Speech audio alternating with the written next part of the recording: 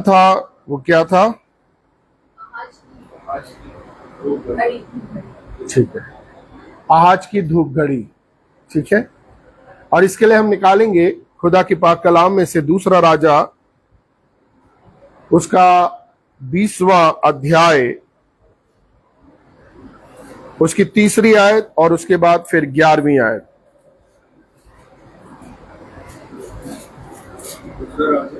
उसका 20वां अध्याय, उसकी 3री आयत फिर 11वीं आयत। मैं विनती करता हूँ, स्मरण कर कि मैं सच्चाई और भले मन से अपने को तेरे सम्मुख जानकर चलता आया हूँ। जो तुझे अच्छा लगता है वही मैं करता हूँ। तब हिजकिय्याह फूट फूट कर रोया। और उसकी 11वीं आयत, तब यशायाह भविष्यवक्ता ने यहोवा को पुकारा और आहाज की धूप घड़ी की छाया जो 10 अंश ढल चुकी थी, यहोवा ने उसको पीछे की ओर लौटा दिया। मेरे अजीजों, बाइबल के इस अंश को जब हम पढ़ते हैं तो अक्सर हमें स्मरण है कि हिजकिय्याह के पास यशायाह भविष्यवक्ता के द्वारा परमेश्वर का वचन पहुंचा कि तू अब मरने पर है तो अपने घर का सारा इंतजाम कर ले। और हिजकिय्याह ने परमेश्वर के निकट एक बड़ी बात स्मरण करी कि देख मैंने क्या क्या किया है, और वो फूट फूट कर रोने लगा। और जब आप इसके 11 आयत तक कंटिन्यू पढ़ेंगे तब परमेश्वर ने यशायाह को तुरंत उसके पास भेजा और कहा कि हिजकिय्याह से कह कि वो ना मरेगा, वरन अंजीर की टिकिया को वो अपने घाव पर लगाएगा और 15 वर्ष वो उसके मैं और से देता हूं। अब हिजकिय्याह जो कि रोग में पड़ा हुआ है, हिजकिय्याह जिसके रोग को अगर हम देखें तो उसको सेप्टिक हो गया है, मतलब उसको एक ऐसा फोड़ा हुआ था जिसके तहत उसका जहर उसके पूरे शरीर में फैल गया था। और अब जबकि उसे ये खबर मिलती है कि वो मरने पर है, और यशायाह बोलता अपने घर का इंतजाम करो, और अभी इन दिनों में हिजकिय्याह का कोई बच्चा नहीं है। ठीक है, और वो फूट फूट कर रोने लगा है, उसके शरीर में पूरा सेप्टिक फैल गया है। और परमेश्वर ने यशायाह को तुरंत उसकी उस बात पर कि देख मैं तेरे सामने, अभी हमने 16वां अध्याय भजन संहिता पढ़ा, उसके अंदर दाऊद उन बातों को लिखता है कि मैं तेरे सामने कैसे खराई से चला हूं। अभी हम समझेंगे कि हिजकिय्याह की इस बात को परमेश्वर ने क्यों माना, परमेश्वर ने उसके जीवन में 15 वर्ष क्यों जुड़ाए, और ये अध्याय हमारे जीवन में क्या मायने रखता है। ठीक है, तो हम इसको आज बहुत अच्छे से देखेंगे। आज की धूप घड़ी, हम प्रभु का धन्यवाद करते हैं। तमाम सुनने वालों से हमारा निवेदन है कि जब आप हमारे साथ इस वचन में जुड़ते हैं, कमेंट करें, आमीन लिखें, हमारे साथ इस वचन में सहभागी हो, ताकि जो वचन आप और मैं सुनते हैं वो हमारी विश्वासी जिंदगी को मजबूत करे। इसको और शेयर करें ताकि ये आपके उन तमाम दिल अजीजों तक पहुंचने पाए, ताकि हम सब वचन के द्वारा उन बातों को जो मसीह की आमद से पहले हमें तैयार कर लेनी है, हम सीखें, समझें और हमारी जिंदगियों से यीशु का नाम जलाल पाए। सभी सुनने वालों के लिए हम प्रभु का धन्यवाद करते हैं। आइए हम वचन में आगे बढ़ते हैं मेरे अजीजों। यहां पर आज की धूप घड़ी के विषय में, लेकिन इससे पहले हमें एक चीज को याद रखना है। कई बार हमारी जिंदगियों में परमेश्वर ने यहां अंजीर की टिकिया ही क्यों बोला लगाने के लिए? परमेश्वर कुछ बात को बताना चाहता है। परमेश्वर बेशक हमें अपने वचन के बोलने के द्वारा असाध्य रोगों को चंगा करने की सामर्थ्य रखता है, चमत्कार के द्वारा हमें ठीक करने की सामर्थ्य रखता है, लेकिन वो साधनों का उपयोग भी करता है। डॉक्टर्स, दवाइयां और तमाम चीजें जो दी गई हैं, अगर हम उनका इस्तेमाल करते हैं, इसका मतलब ये नहीं कि हम अविश्वासी हो गए, ये नहीं कि हमारा विश्वास नहीं है, लेकिन जब हम इनकी सहायता लेते हैं उसमें हमें विश्वास को रखना जरूरी है। बाइबल हमें बताती है हमारा परमेश्वर साधनों का भी इस्तेमाल करता है, बस विश्वास के साथ किया जाए। चाहे आपका ऑपरेशन है, आपका इलाज चल रहा है, उस पर पहला विश्वास हमें यीशु मसीह पर रखना है। ठीक है, और बाइबल हमें कुछ बातों के विषय में सिखाना चाहती है जो आज हम इस जगह पर देखेंगे। ये जो आज की धूप घड़ी है, ये टीकाकार बताते हैं कि ये जो इसका हिजकिय्याह का पिता है, ये अशूरियों के यहां से लेकर आया था और इसने अपने बगीचे में रख दिया था। उस समय की जो इनकी समझ थी, बुद्धि थी, आविष्कार थे, उतने नहीं हुए थे। तो इसे बगीचे में इसलिए रखा गया था कि धूप के द्वारा ये दिन का आकलन कर सके, छाए के द्वारा, ठीक है, और इसका आकलन कर सके। मेरे अजीजों, बाइबल के अंदर हम देखते हैं कि खुदावन ने यहां पर एक बड़ी अच्छी बात को बताया। यहां पर यशाया जो हमने 11वीं आयत को पढ़ा, उसने लिखा कि 10 अंश पीछे वो लौट गए। इसका मतलब है परमेश्वर हमारा ब्रह्मांड का प्रभु है। वो समय को वापस लौटाने में भी विश्वास योग्य और धर्मी है। वो समय को पीछे भी कर सकता है। और यहां पर हम इस चीज को देखते हैं कि किस तरीके से यहां पर ये बातें हमें नजर आती हैं। टीकाकार इस बात को बताते हैं, जब इसे रखा गया, अशूरियों के पास से लाया गया और आहाज को ये अच्छा लगा। आहाज की एक आदत थी, आहाज जितने भी चीजें युद्ध लड़ने के लिए जाता था और जीतता था, और जो भी चीज उसे अच्छी लगती थी उसे वो लेकर आ जाया करता था। लेकिन मेरे अजीजों, आपको और मुझको जानना होगा कि जो 11वीं आयत कहती है कि जब 10 अंश पीछे वो चला गया, क्योंकि यशाया ने हिजकिय्याह के सामने ऑप्शन रखा कि तू क्या चाहता, क्योंकि वो तो अंदर पड़ा हुआ है और उसका वचन उसके पास पहुंचा कि तू 15 वर्ष। तो उसने बोला कि परमेश्वर, यशाया ने ऑप्शन रखा, आप उसको पढ़ेंगे, वहां पर रखा है कि 10 आज की जो धूप घड़ी है उसकी छाया 10 अंश आगे बढ़ा दी जाए या पीछे कर दी जाए। तब वहां पर लिखा आगे बढ़ना तो सहज है, लेकिन परमेश्वर करे कि वो पीछे बढ़ जाए।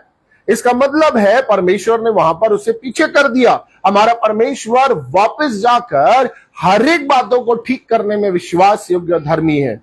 कई बार हम सोचते हैं कि हमारे जीवन से चला गया, ये बीमारी हमारे जीवन में बनी हुई है, संबंध अभी टूट गया है, अब ये तमाम चीजें मेरे जीवन से अलग नहीं हो सकती। लेकिन जिस परमेश्वर पर हमने भरोसा रखा है, यीशु मसीह में जिसकी हम संतान हैं, उसने अपने वचन में इस बात को बताकर हमें बताया है कि वो परमेश्वर समय के पीछे जाकर भी सब कुछ ठीक कर सकता है।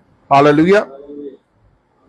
और आपका विवाह हो, स्वास्थ्य हो, परिवार हो, कोई लत हो, वो सब ठीक कर सकता है। प्रभु आर्थिक परिस्थिति को भी ठीक कर सकते हैं। हमें विश्वास रखना है। थोड़ी सी बात को समझें। आज का जो मुख्य, जो हमारा केंद्र है, वो है कि आहाज की धूप घड़ी, जैसा कि हमारा आज का जो आह्वान है, आहाज की धूप घड़ी, आहाज के विषय में आपको और मुझको जानना होगा। जब उसके 16वें अध्याय को दूसरे राजा को पढ़ेंगे तो वहां पर उसकी कुछ बातें हमें नजर आएंगी। आहाज जो है बहुत दुष्ट राजा था, ठीक है। उसके अंदर एक ऐसी चीज थी, उसने खुदा की बातों को नहीं माना। उसने हर एक जगह पर जब खुदा उसको युद्ध जिताता, वो जीत के आता, वो तमाम उनके रीति रिवाजों को, प्रथाओं को खुदा के भवन में अर्पित ले आकर स्थापित कर देता। वो ऐसा दुष्ट राजा था जिसने हर एक हरे हरे वृक्षों की परस्तिश करी, मूर्तियों को, जो दुष्ट देवता थे उनको पवित्र भवन में स्थापित किया। उनके आगे उसने बच्चों को, क्योंकि अशूरी और तमाम लोग जो थे बच्चों को होम करके चढ़ाते थे, बलि करके चढ़ाते थे, उसने उसको भी चढ़ाना प्रारंभ कर दिया। यहां तक कि अपने बेटों को भी उसने उन दुष्ट देवताओं के आगे बलि कर दिया। तंत्र मंत्र, जादू टोना और तमाम सिद्धि करने वालियों से अपने लिए भविष्य का हर एक बातों को पूछना, ये तमाम चीजें कौन कर रहा है? आहाज कर रहा है। आहाज एक दुष्ट पिता के रूप में, एक दुष्ट इजराइल के राजा के रूप में है, जिसने हर एक घृणित काम किए हैं, ठीक है, और तमाम प्रथाओं को वो लेकर आ गया है। लेकिन मेरे अजीजों, यहां पर आज हम देखेंगे वर्तमान समय में आज आपको और मुझको कुछ बातों को समझने की जरूरत है। उसने जो मुख्य 3 काम आज हम देखेंगे, जो कि खुदा के कलाम में हमें मिलते हैं, जो उसने एक बहुत बड़े बड़े परिवर्तन किए। सबसे पहला काम जो उसने किया, उसने जब वो अश्शूरियों से लड़ने गया तो वहां पर उसने उनके मंदिर में एक वेदी देखी जो सोने चांदी से सुसज्जित थी। और जब आप दूसरा राजा 16वां अध्याय पढ़ेंगे तो वहां पर उसने 16 को पढ़िए जरा, उसके अंदर क्या लिखा है।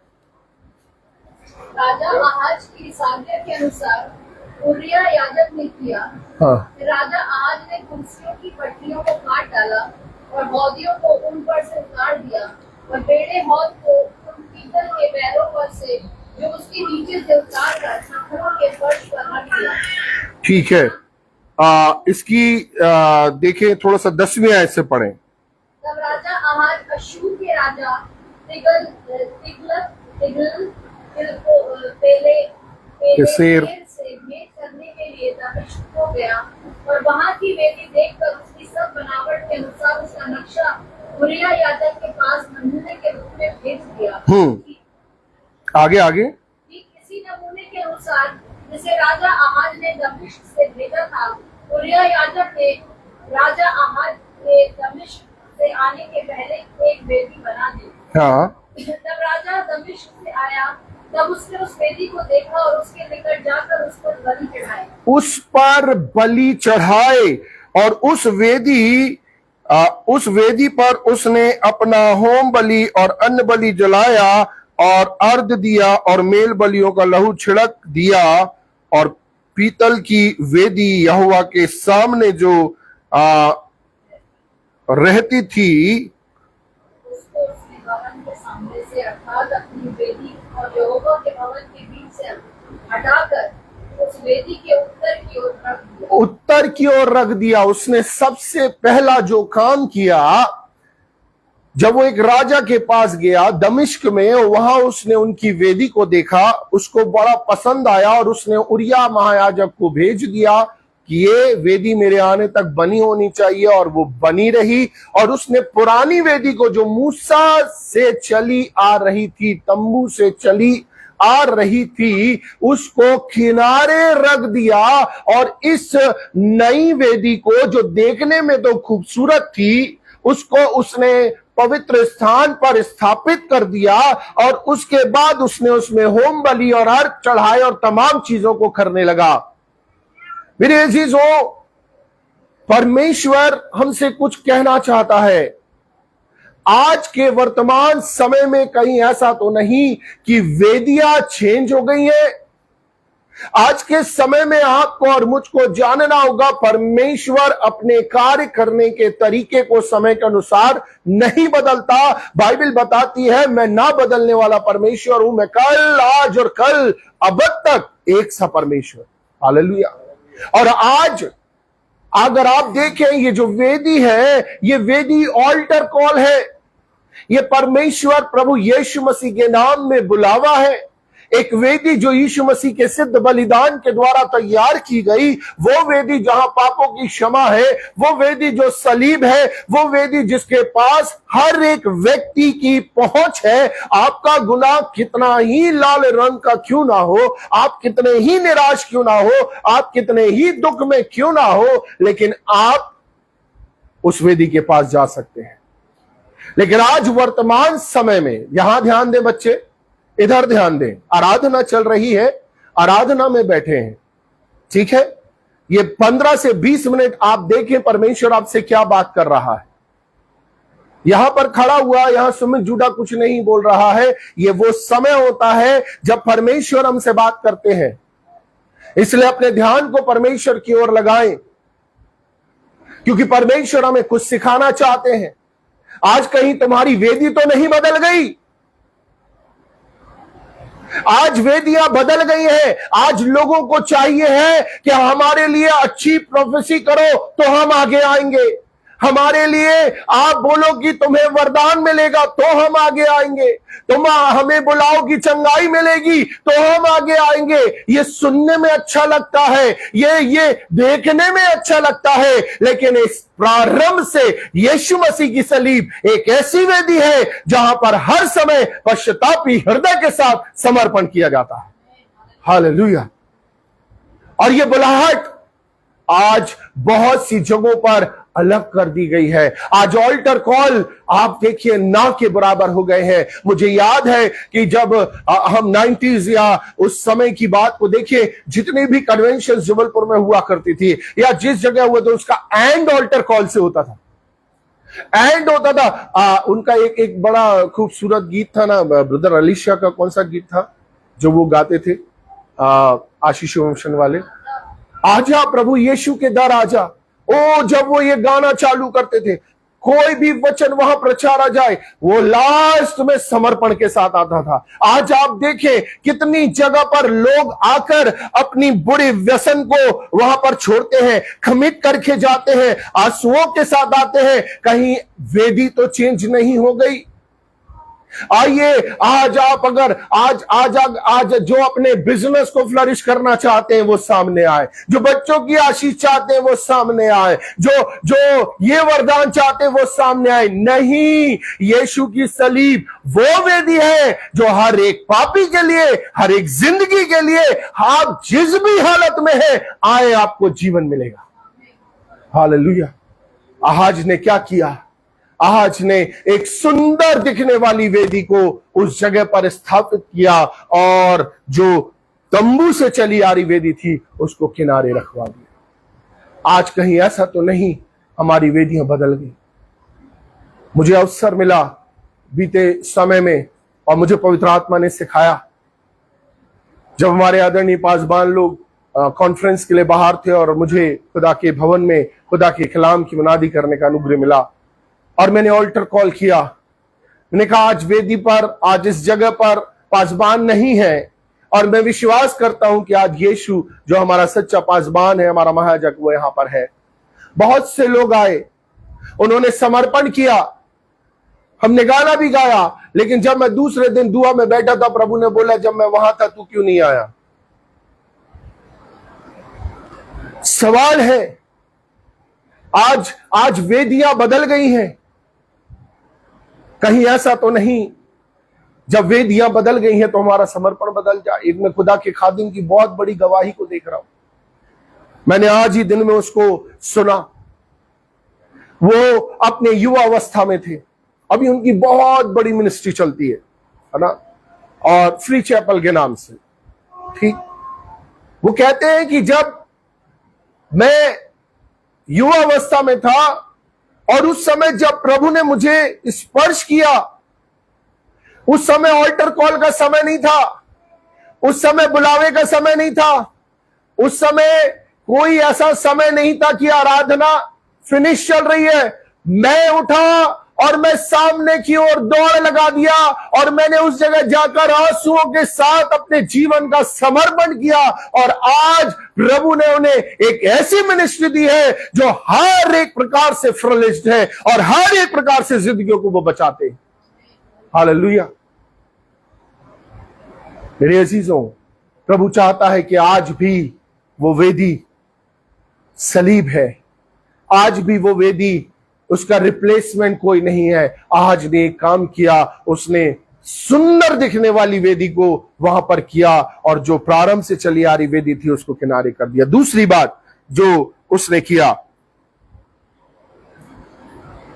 हम आगे पढ़ेंगे उसके 15वीं आयत से 16वां अध्याय 15वीं आयत। तब राजा आहाज ने उरिय्याह याजक को यह आज्ञा दी, भोर के होम बलि और सांझ के अन्न बलि, राजा के होम बलि और उसके अन्न बलि और सब साधारण लोगों के होम बलि और हर। ये 17वीं आयत से पढ़े, 17वीं आयत। फिर राजा आहाज ने कुर्सियों की पट्टियों को काट डाला और हौदियों को उन पर से उतार दिया और बड़े हौद को उन पीतल के बैलों पर से जो उसके नीचे थे उतार कर पत्थरों के फर्श पर रख दिया। फर्श पर रख दिया। बस दूसरा काम जो उसने किया, उसने एक बड़े हौद को, एक बड़े कुंड को जो कि पवित्र स्थान में पाया जाता था, उसने उसके नीचे के बैलों को काट दिया, उसको नीचे कर दिया। वो कुंड जिसमें याजक नहाते थे, वो कुंड जिसमें लोग उतरते थे, वो कुंड को उसने छोटा करके किनारे कर दिया,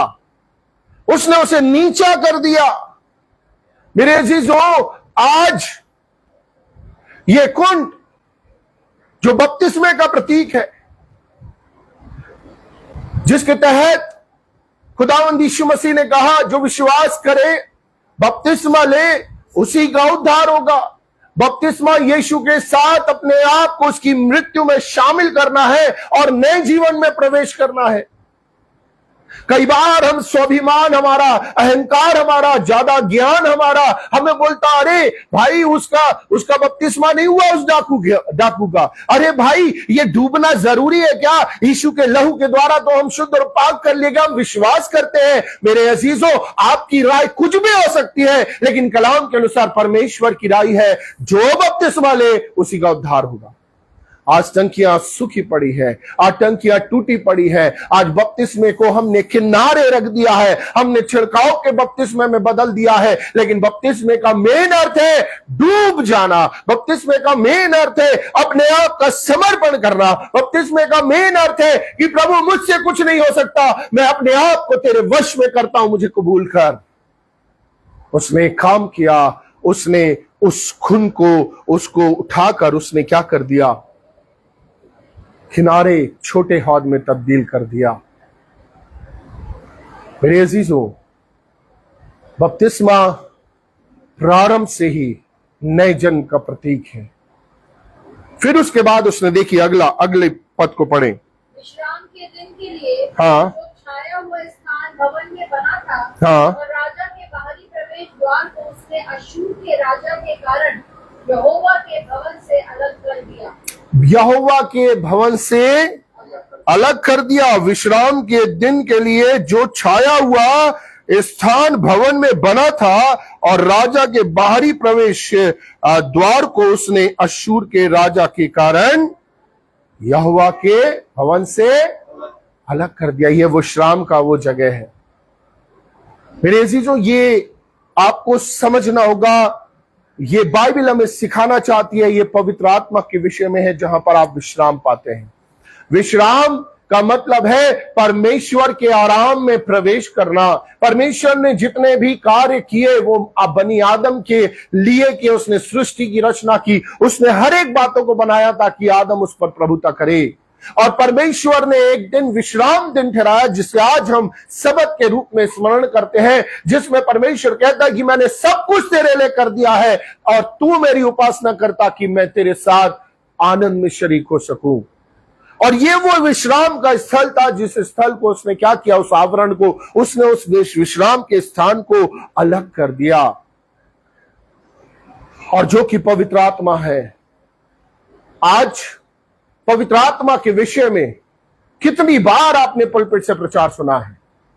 स्मरण करें, आपको गिनतियों में समझ में आएगा कि पवित्र आत्मा के विषय में आपने कहा। पवित्र आत्मा का नाम जरूर लिया जाता है, लेकिन पवित्र आत्मा के कार्यों का प्रकाशन आज उस स्थान को अलग कर दिया। और आज कई विश्वासी, कई परिवार, कई जिंदगियां, कई लोग विश्वास होने के बाद भी कमजोर पड़े हुए हैं।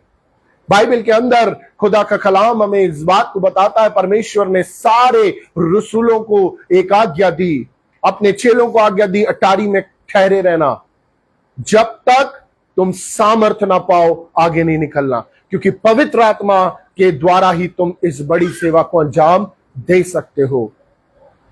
और मेरे अजीजों, पवित्र आत्मा यीशु मसीह ने पहले ही से कहा, मेरा जाना तुम्हारे लिए अच्छा है, मैं जाऊंगा और उसे तुम्हारे पास भेजूंगा। यीशु मसीह ने कहा, यदि तुम मुझसे प्यार करते हो तो मेरी आज्ञा को मानोगे और मैं पिता से विनती करूंगा कि वो तुम्हें एक सहायक देगा जो सदा तुम्हारे साथ रहे। मेरे अजीजों, आपको और मुझको जानना होगा कि पवित्र आत्मा आया ही हमें पवित्र बनाने के लिए है और हम खुद से पवित्र नहीं बन सकते। हमें एक सहायक की जरूरत है। हम कितना भी परिश्रम कर ले, हम अपने आप को कितना ही सुधारने की कोशिश कर ले, फिर भी हम थके रहेंगे। इसलिए हमें उस विश्राम स्थल की जरूरत है जहां पर पवित्र आत्मा हमारे लिए कार्य करे और हमें मसीह के अनुरूप बनाए। हालेलुया। पवित्र आत्मा के आने के दो चीजें, जब आप पवित्र आत्मा की अधीनता को स्वीकार करते हैं, जब आप पवित्र आत्मा के विश्राम में उस स्थान में प्रवेश करते हैं, तो वहां पर उसके आने के दो संकेत थे, एक थी हवा और एक थी आग। आग पिघलाकर वस्तुएं के आकार बदल देती है और हवा इधर उधर अपने इतनी तेज चलकर स्थितियों को बदल देती है। और पवित्र आत्मा का कार्य यही है, हमें बदलकर एक नया इंसान बना देती है, हमारी परिस्थितियों को इधर से उधर कर सुसज्जित कर देती है। हालेलुया। आज हम सब, मैं बहुत अच्छा वर्शिपर हूं, मैं बहुत अच्छा प्रचारक हूं, मैं बहुत अच्छा पास्टर हूं, मेरे पास बहुत बड़ी कलीसिया है, लेकिन मैं क्या हूं? सवाल यह है, क्या मैं प्रभु को प्रसन्न करने लायक कार्य कर रहा हूं? लोग मेरे विषय में क्या सोचते हैं यह मेरे लिए मायने नहीं रखता, लेकिन मेरे लिए मायने यह रखना चाहिए कि मेरा प्रभु मेरे लिए क्या सोचता है। हालेलुया। और जब आप इस बात को समझ लेंगे कि लोगों के आगे लोग मुझे चाहे कितना ही अच्छा कहे या कितना ही बुरा कहे, लेकिन मुझे कार्य करना है, वो कार्य मैं करूं जिससे परमेश्वर प्रसन्न होता है। और इन तमाम कार्यों के लिए हमें एक सहायक बख्शा गया है। पौलुस क्या कहता है? जिस अच्छे को करने की कोशिश करता वो तो मुझसे बन नहीं पड़ता, लेकिन जिस बुरे से मुझे घृणा वही मैं कर बैठता हूं। ये हमारी कमजोरी है। पौलुस इस बात को कह रहा है। आज पवित्र आत्मा के विषय में टीचिंग, पवित्र आत्मा के विषय में तमाम तालीमें और संदेश बदल गए हैं। अपने आप को पवित्र करो तो पवित्र आत्मा आएगा, नहीं पवित्र आत्मा आएगा तब तुम पवित्र बन जाओगे। हालेलुया। आज पवित्र आत्मा जवानों के लिए बहुत ज्यादा जरूरी है कि वो पवित्र आत्मा की अधीनता में, पवित्र आत्मा के ऊपर निर्भर होकर उस विश्राम में जहां पर वो कुछ ना करे, लेकिन पवित्र आत्मा की अधीनता के द्वारा उनके जीवन बदलते जाएं और वो एक गवाह खुद बनने पाए। और ये तीन चीज आज ने परमेश्वर के भवन में करी और वर्तमान समय में हम इसको होता हुआ देख रहे हैं। इस संसार का ईश्वर, वो शैतान, इन तीन चीजों पर हमला करता। वो वेदी को चेंज करना चाहता, उसने कुंड को सुखा दिया है। आज बपतिस्मा मेरे अजीजों एक लोगों के लिए रिचुअल बन गया है। करा तो ठीक, नहीं तो एक रस्म के साथ इसको अदायगी की जाती है और पवित्र आत्मा के विषय में डरा दिया गया है। उस विश्राम स्थल को परिश्रम का स्थल बना दिया गया है जहां पर विश्राम मिले लोगों को। लेकिन हिजकिय्याह ने, इतनी खूबसूरत बात है ना, हिजकिय्याह ने क्या किया? बाइबल हमें बताती है हिजकिय्याह ने तमाम मूर्तों को तोड़ दिया। उसने तमाम पुरानी वेदी को तोड़कर पुरानी वेदी को स्थापित किया। उसने फिर से वही कुंड ऊंचे स्थान पर लेकर आया, उस आवरण को उसने फिर से लगाया और उसका देखिए कितनी खूबसूरत बात है। उसने अपने भाइयों को, अपने पिता को मूर्तियों के आगे होम करते, बलि चढ़ाते देखा है। उसने अपने पिता को हर एक घृणित कार्य करते हुए देखा है। इतना चीजें वो देख देख कर बड़ा हुआ है, इसके बावजूद वो अपने पिता के कदम चरणों पर नहीं चला। उसने इजराइल के हुआ परमेश्वर पर अपने भरोसे को रखा और उसने अपना सारा कार्य उसको हाजिर नाजिर जानकर किया और तमाम चीजों को फिर से उसने स्थापित किया। और तब वो कहता है, देख मैंने तेरे लिए क्या क्या किया है। और परमेश्वर ने क्या कहा? परमेश्वर ने कहा, मैं तुझे और 15 वर्ष देता हूं। हालेलुया। मेरे अजीजों, परमेश्वर के भवन में, उसकी संगति में, उसकी हुजूरी में बैठना जरूरी है। आप कितने परिपूर्ण हैं नहीं है, आप इस चीज से बेफिक्र हो जाइए। लेकिन जब आप उसकी हुजूरी में, चाहे पवित्र इबादतों के जरिए से हो, उसकी सहभागिता के जरिए से हो, जब उसके सामने समर्पण करते हैं, तो आपके जीवन के उन समयों में जब आप निराश होते हैं, उन समयों में जब आपके पास कोई रास्ता नहीं होता है, उन समयों में जब आप हर जगह से हार चुके होते हैं, तब आप कह सकते हैं कि प्रभु देख, मैं तेरी हुजूरी में कितनी शिद्दत के साथ बैठा हूं और आज मैं तुझसे चाहता हूं कि मुझे जीवन बख्श। और प्रभु बख्शेगा। आज की धूप घड़ी उसको परमेश्वर ने किसको इस्तेमाल किया? परमेश्वर ने उसी अशूरियों से आई गई उस समान को इस्तेमाल करके बताया कि मैं परमेश्वर, सबसे बड़ा परमेश्वर हूं। और उसने समय को पीछे कर दिया। आपकी कोई भी परिस्थिति क्यों ना हो, आपका इस समय कैसा भी दौर क्यों ना चल रहा हो, लेकिन एक चीज को याद रखें, इजराइल का यहोवा परमेश्वर समर्पण को चाहता है, आपके बपतिस्मे के द्वारा उसके इकरार नामे को चाहता है, और पवित्र आत्मा की अधीनता और उसके सबमिशन में आने के द्वारा वो कहता है कि मैं तुम्हारे समय को फिर से पीछे लौटाऊंगा और हर एक चीज को मैं व्यवस्थित कर दूंगा। जो तुम्हारे से छीनी गई है तुम्हारे पास वापस आएगी। मेरे अजीजों, प्रभु चाहता है कि आइए उसकी वेदी के पास आए। बपतिस्मे के द्वारा जो हमने समर्पण अपना खुदावंद यीशु मसीह के आगे किया है, उस समर्पण के द्वारा उस विश्राम स्थल में प्रवेश करें जहां पर पवित्र आत्मा की उस बड़ी सामर्थ और जलाल में हम अपने चमत्कार को प्राप्त करने पाए। प्रभु इन वचनों के द्वारा हम सबों को आशीष दे। आइए दुआ करें।